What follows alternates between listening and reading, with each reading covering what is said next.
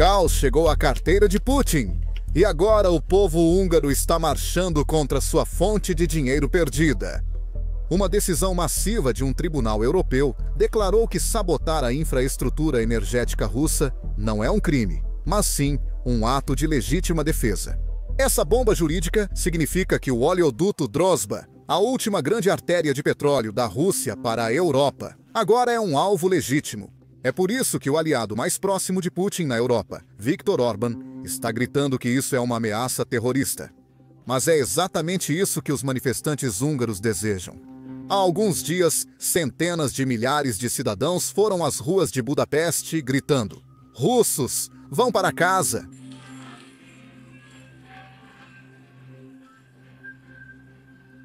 Por causa disso, Orbán está publicamente em pânico, depois de ter construído todo o seu partido se opondo à Europa e apoiando a Rússia.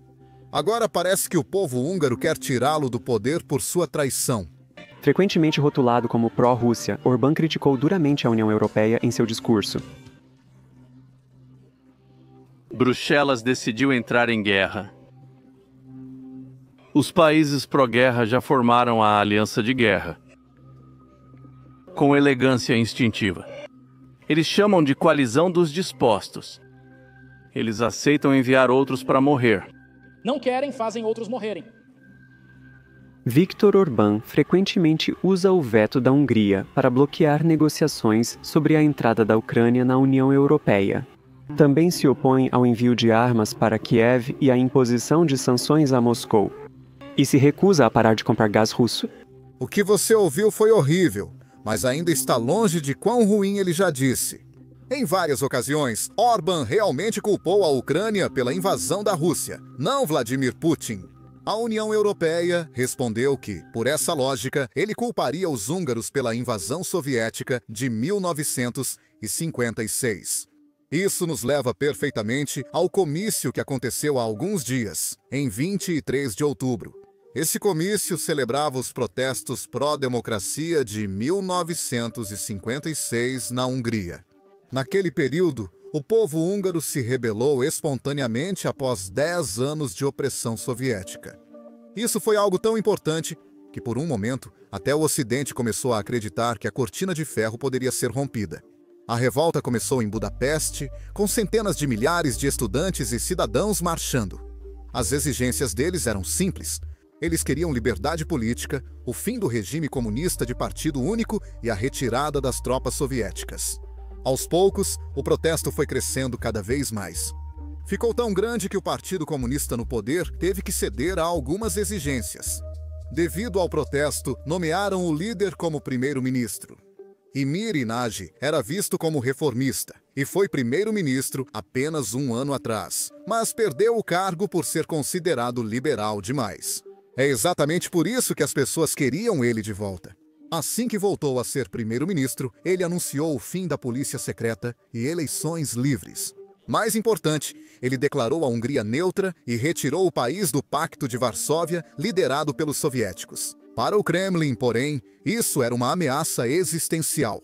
O líder soviético, Nikita Khrushchev, viu a tentativa da Hungria de deixar o Pacto de Varsóvia como uma fraqueza que não poderia ser tolerada.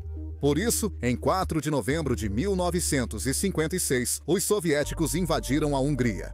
Mais de 20 mil soldados soviéticos e milhares de tanques invadiram o país, cercando a cidade de Budapeste. Apesar da resistência heróica, rua por rua, os combatentes da liberdade húngaros estavam em total desvantagem. A revolta foi esmagada e, na repressão, cerca de 3 mil húngaros morreram. Os soviéticos instalaram um novo governo fantoche e o primeiro-ministro Imre Nagy foi preso e executado. A mensagem foi clara e dura. No bloco soviético, não havia liberdade possível.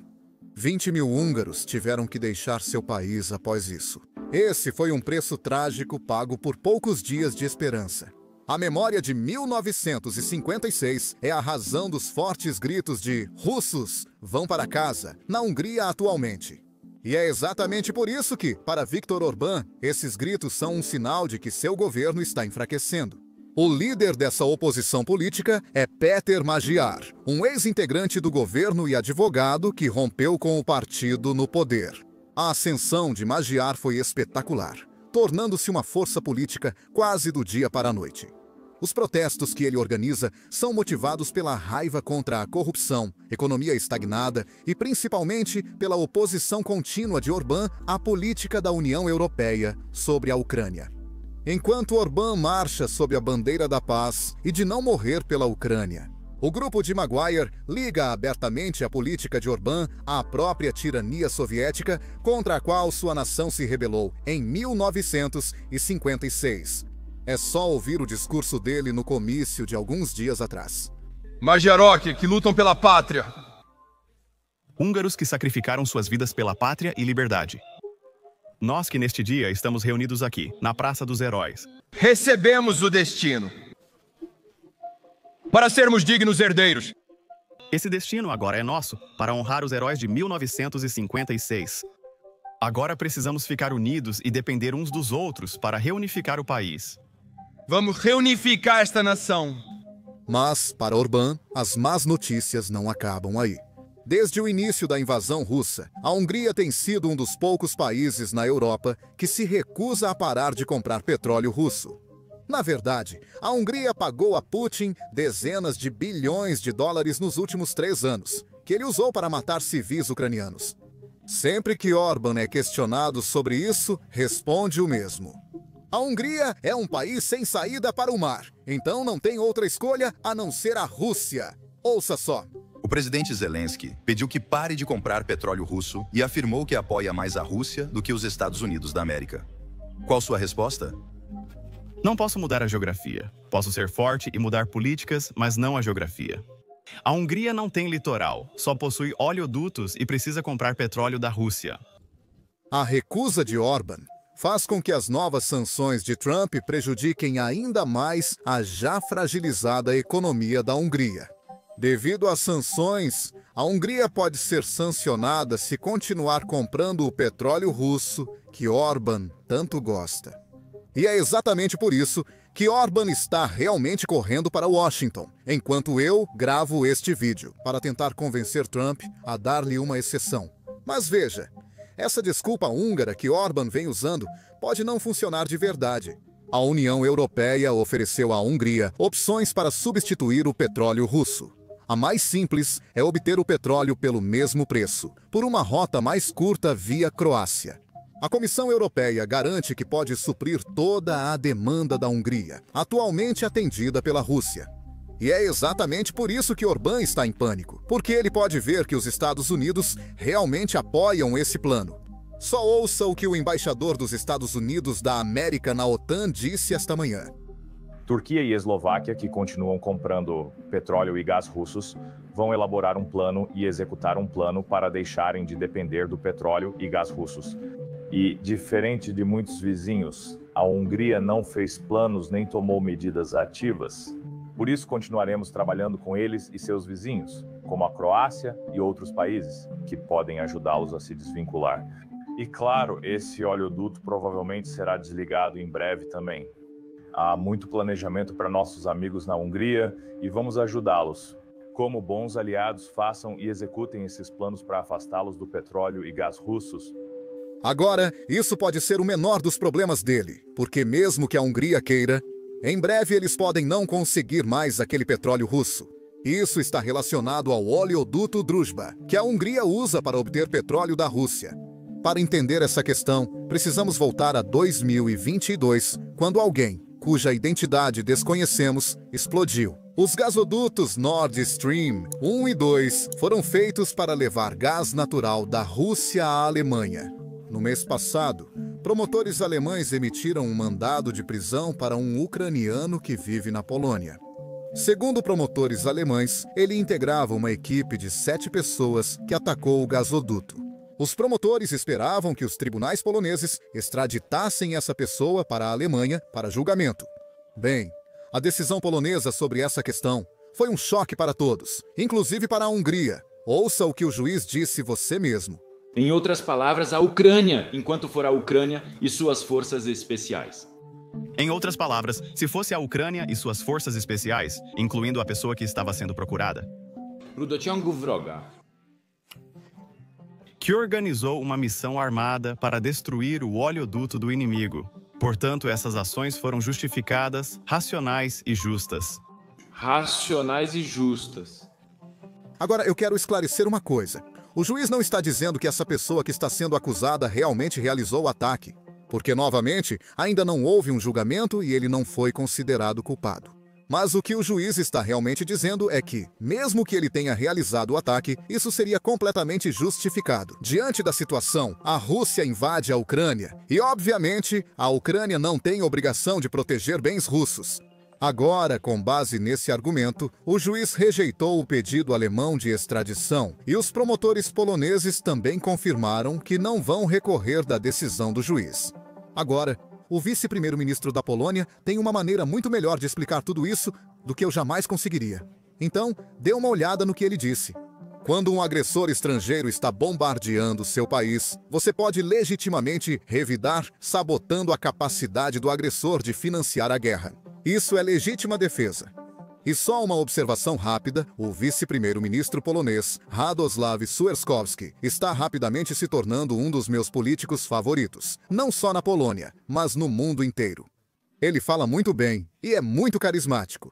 E além disso, ele não tem medo de desafiar Putin publicamente.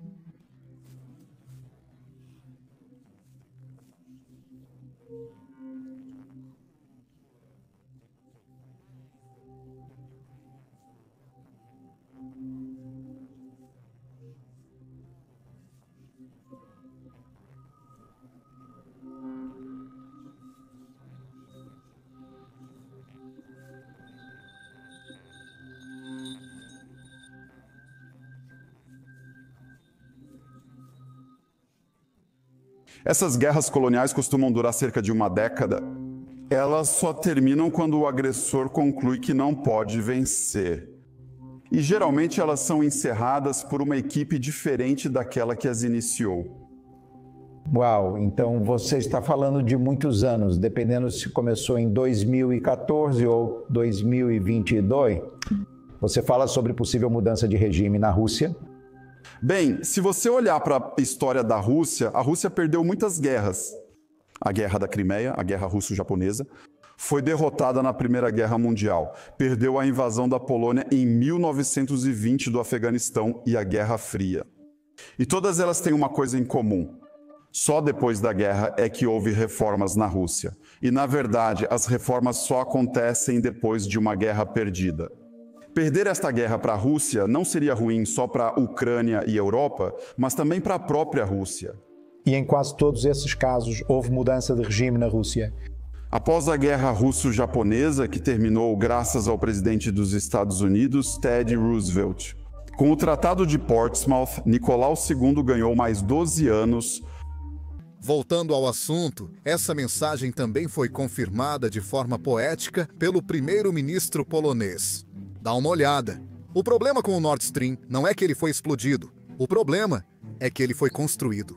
Agora, mensagens como essas, e claro, a decisão do juiz polonês, estão assustando a Hungria. Porque, assim como os gasodutos Nord Stream, a Hungria também tem um gasoduto que vem da Rússia e que Putin usa para financiar sua guerra. Esse gasoduto é o próprio gasoduto Druzhba. E preste atenção nessa parte que vem da Bielorrússia para a Ucrânia e depois vai para a Eslováquia e Hungria. Bem, esse é o gasoduto que mantém Orbán de pé. Mas, até para Putin, esse é um gasoduto muito importante. Nos últimos 3 anos, ele ganhou bilhões e bilhões de dólares a cada ano, apesar das sanções. Para Putin, isso é uma ótima forma de driblar as sanções.